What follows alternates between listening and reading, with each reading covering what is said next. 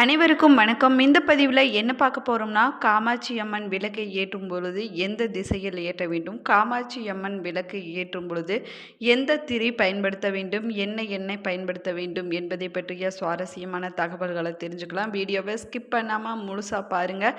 இன்னும் சேனலை சப்ஸ்கிரைப் பண்ணலைன்னா சப்ஸ்கிரைப் பண்ணிக்கோங்க. கூடவே இருக்கிற பெல் ஐக்கானையும் கிளிக் பண்ணிக்கோங்க. வீடியோவை ஸ்கிப் பண்ணாமல் முழுசாக பாருங்கள். நிறைய சுவாரஸ்யமான தகவல்களை தெரிஞ்சுக்கலாம். ஜோதிட ரீதியாக உங்களுக்கு சந்தேகம் இருந்துச்சுன்னா இந்த வீடியோவுக்கு கீழே டிஸ்கிரிப்ஷனில் வராகி ஜோதிட நிலையத்தோட தொலைபேசி எண் கொடுத்துருக்குறேன். அந்த எண்ணுக்கு தொடர்பு கொண்டு பேசி பாருங்கள். உங்கள் வாழ்க்கையில் இருக்கக்கூடிய அனைத்து பிரச்சனைகளுக்குமே சரியான தீர்வு கிடைக்குங்க. உலக மக்களுடைய நலனுக்காக தவம் இருந்தவர் காமாட்சி அம்மன்னு சொல்லலாங்க. அப்படி தவம் இருந்த போது சகல தெய்வங்களும் காமாட்சி அம்மனுக்குள் அடக்கமானதான். இதன் காரணமாகவே காமாட்சி அம்மனை வழிபட்டாலே ஒருவருக்கு அனைத்து தெய்வங்களையும் வழிபட்ட பலன்கள் கிடைத்துவிடுன்னு சொல்லலாங்க. காமாட்சி அம்மனுக்குள் சகல தெய்வங்களும் அடக்கம் என்பதால் ஒவ்வொருவரும் தங்களுடைய குல தெய்வங்களை நினைத்து கொண்டு காமாட்சி விளக்கை ஏற்றி வணங்கலாங்க. இதனால் அந்த வீட்டில் உள்ளவர்களுக்கு காமாட்சி அம்மனுடைய அருளும் அவர்களுடைய குலதெய்வத்தின் ஆசையும் பரிபூர்ணமாக கிடைக்குங்க. ஒரு சிலருக்கு பார்த்தீங்கன்னா தங்களுடைய குலதெய்வம் எதுன்னே தெரியாமல் இருக்குங்க. அப்படி இருக்கக்கூடியவங்க காமாட்சி அம்மனையே குலதெய்வமாக நினைத்து கொண்டு நீயே என் குலதெய்வமாய் இருந்து என் குலத்தை காப்பாற்ற வேண்டும் என்று வணங்கி கொண்டு காமாட்சி விளக்கை ஏற்றி வழிபாடு செய்யலாங்க. அதனால தான் அனைத்து தெய்வங்களுடைய அருளையும் ஒன்றாக பெறுவதற்காகத்தான் திருமண நேரத்தில் கூட மணமக்களின் கையில் காமாட்சி விளக்கை ஏந்தி கொண்டு வலம் வர சொல்கிறாங்க. திருமணமாகி கணவன் வீட்டுக்கு செல்லக்கூடிய மணப்பெண்களுக்கு பார்த்திங்கன்னா அங்கு முதல்ல காமாட்சி விளக்கத்தான் ஏற்ற சொல்லுவாங்க. இதற்கு காரணமும் இதுதாங்க. அது மட்டும் இல்லாமல் காமாட்சி விளக்கில் குல தெய்வமும் இருந்து அருள் புரிவதால் முதலில் அந்த விளக்கை ஏற்றுவதன் மூலம் அவர்களுடைய குலம் தலைத்து வளருன்னு சொல்லப்படுதுங்க. மங்கள பொருட்களில் இந்த காமாட்சி விளக்கும் ஒன்றாக சொல்லப்படுதுங்க. காமாட்சி விளக்கு ரொம்பவே புனிதமானதாகவும் சொல்லலாங்க. இதில் கஜலட்சுமியின் உருவமே பொறிக்கப்பட்டிருக்குங்க. இது எல்லா வீடுகளிலும் இருக்க வேண்டிய ஒரு விளக்காகுங்க.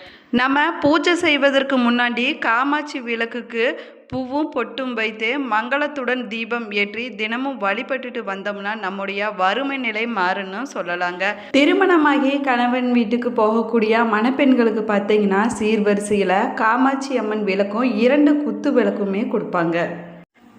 சில பேர் பார்த்திங்கன்னா முன்னோர்கள் ஏற்றி வைத்துட்டு போன காமாட்சி அம்மன் விளக்கு சுடர் தொடர்ந்து எரிந்து கொண்டே இருக்குமாறு கவனித்து பார்த்துக்குவாங்க. பல குடும்பங்களில் பரம்பரையாக காமாட்சி அம்மன் விளக்கை பாதுகாத்துட்டு வராங்க.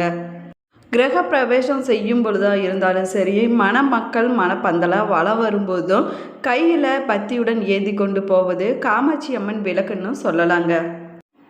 அதே போல் காமாட்சி அம்மன் விளக்கை தினமும் ஏற்றிட்டு வந்தோம்னா குலம் தலைக்குங்க.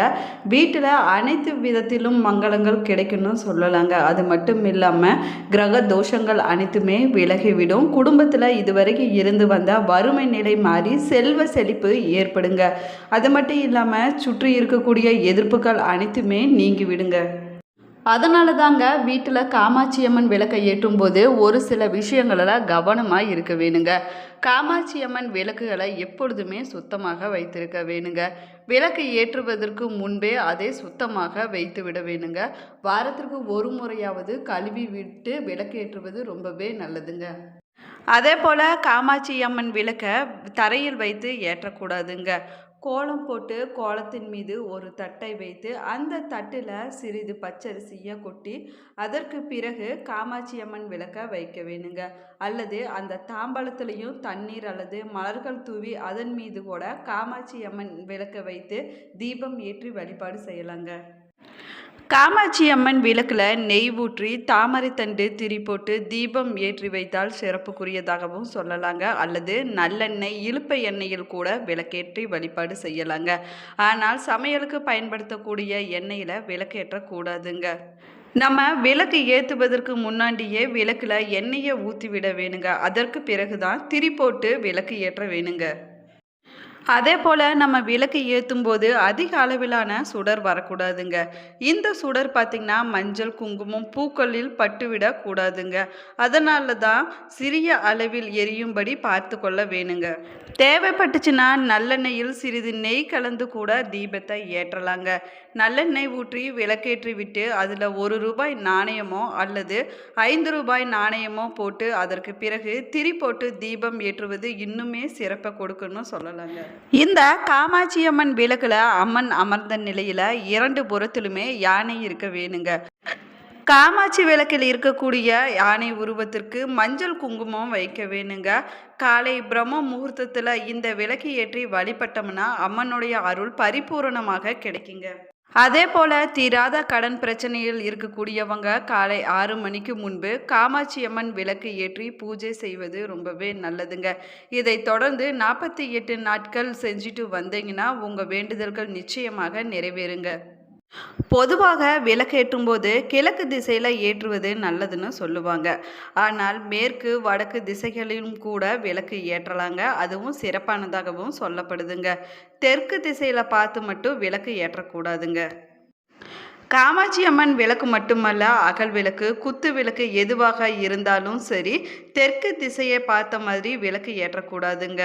மொத்தத்தில் காமாட்சி அம்மன் விளக்கு வைப்பது மனதில் அமைதியும் ஆன்மீக அமைதியையும் கொடுக்குங்க. காமாட்சி அம்மன் விளக்கு ஏற்றும் போது ஓம் காமாட்சி அம்மனை போற்று என்ற மந்திரத்தை 108 முறை சொல்லுங்க. அரிசி மாவில் கோலம் போட்டு அதன் மீது விளக்க வைக்க வேணுங்க. கரும்பு, பூ, பழம் போன்றவற்றை நெய்வேத்தியமாக படைத்து வழிபடலாங்க. இப்படி செய்வதன் மூலமாக வீட்டில் நல்ல அதிர்ஷ்டம், செல்வம் மற்றும் மகிழ்ச்சி கிடைக்குங்க. அது மட்டும் இல்லாமல் வேண்டுதல்கள் அனைத்துமே நிறைவேறுங்க. வீட்டில் மங்களம் உண்டாகுங்க. காலை மாலை என 2 நேரத்திலையுமே தீபம் ஏற்றும்போது துர்க்கை, சரஸ்வதி, லட்சுமி 3 சக்திகளையும் தீபத்தில் இருப்பதால் ஒளிமயமான முன்னேற்றம் கிடைக்குங்க. இதனால் குழப்பமான மனம் தெளிவு கிடைக்குங்க. அந்த வகையில் காமாட்சி அம்மன் விளக்கை ஏற்றுவது சிறப்புக்குரிய விஷயமாகவும் சொல்லலாங்க. இதற்கு காரணம் என்னன்னு பார்த்தோம்னா அனைத்து தெய்வங்களையும் காமாட்சி அம்மனுக்குள் அடக்கம்பாங்க. விளக்குகளில் பல வகைகள் இருந்தாலும் கூட அதில் மிகவும் குறிப்பிடத்தக்க விளக்குகளாக சொல்லப்படுவது அஷ்டலட்சுமி விளக்கு மற்றும் காமாட்சி விளக்காகுங்க. இவை 2இல் ஏதாவது ஒன்றாக கண்டிப்பாக வீட்டில் இருக்க வேணுங்க.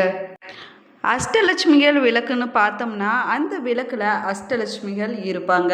அந்த விளக்கை நம்ம அஷ்டலட்சுமிகள் இருப்பதாக நினைத்து கொண்டு அந்த விளக்கை ஏற்ற வேணுங்க. அதே போல் காமாட்சி விளக்கில் காமாட்சி அம்மன் இருப்பாங்க.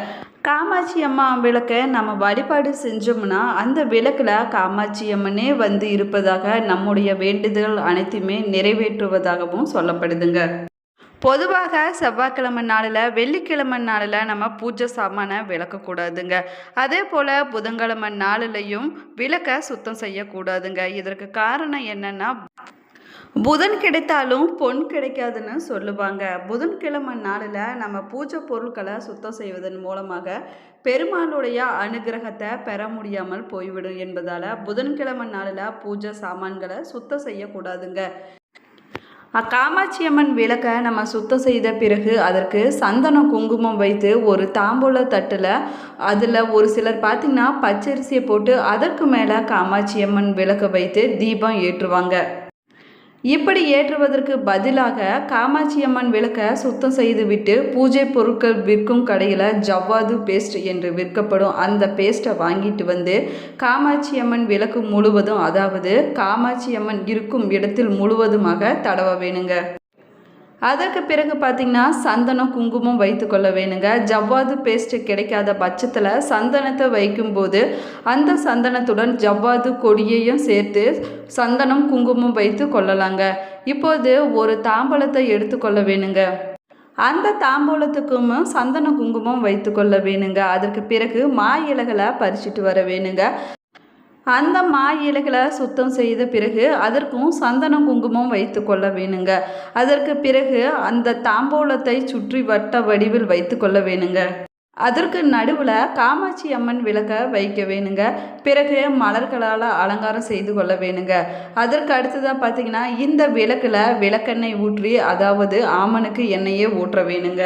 இப்படி சிவப்பு திரி போட்டு தீபம் ஏற்றிவிட்டு அந்த தீபத்தை காமாட்சி அம்மனாக நினைத்து கொண்டு மனதார உங்களுடைய வேண்டுதல்களை நீங்கள் கூற வேணுங்க. அப்பொழுது காமாட்சி அம்மனே உங்களுடைய வேண்டுதலை கேட்பதாக நினைத்து கொள்ள வேணுங்க. இந்த பதிவு உங்களுக்கு பயனுள்ள தகவல்களை கொடுத்துருக்குன்னு நினைக்கிறேன். இந்த பதிவு உங்களுக்கு பிடிச்சிருந்தால் லைக் பண்ணுங்கள், ஷேர் பண்ணுங்கள், கமெண்ட் பண்ணுங்கள்.